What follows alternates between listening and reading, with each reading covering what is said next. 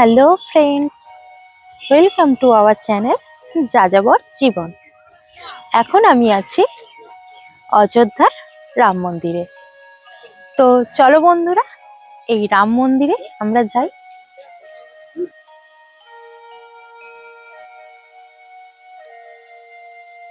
এই রাম মন্দির জুড়ে অনেক কাহিনী আছে। সীতাকে যখন বনবাসে পাঠানো হয়, তখন এই অযোধ্যা পাহাড়ে ওনারা ছিলেন 2.5 দিন। অযোধ্যা পাহাড়ে ঘুরতে আসা পর্যটকদের কাছে এটি একটি বড় আকর্ষণ এবং স্থানীয় ভক্তরা এখানে রামলালার দর্শন ও পূজা করতে আসেন। এই মন্দিরে রাম, সীতা ও লক্ষ্মণের মূর্তি রয়েছে। তো চলো বন্ধুরা, এবার আমরা মন্দিরের ভিতরে প্রবেশ করি। তো বন্ধুরা, তোমরা দেখতেই পাচ্ছ মন্দিরের ওপরের দেওয়ালে রামায়ণের বিভিন্ন ঘটনা আঁকা আছে। শুধু মন্দিরের বাইরে নয়, মন্দিরের ভেতরেও খুব সুন্দরভাবে এই ঘটনাগুলো ছবির মাধ্যমে আমাদের সামনে তুলে ধরেছে।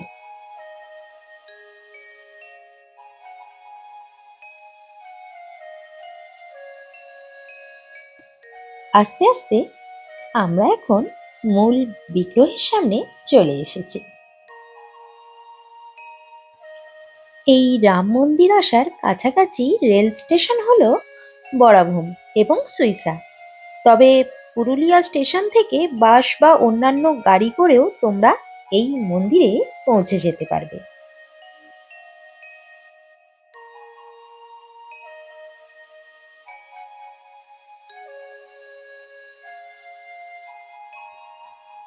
মন্দিরের পরিবেশ ছিল মনোরম ও শান্ত। তোমরা যারা একটু নিরিবিলি জায়গা পছন্দ করো, তারা পুরুলিয়া এলে অবশ্যই এই জায়গাটা ঘুরে যেও।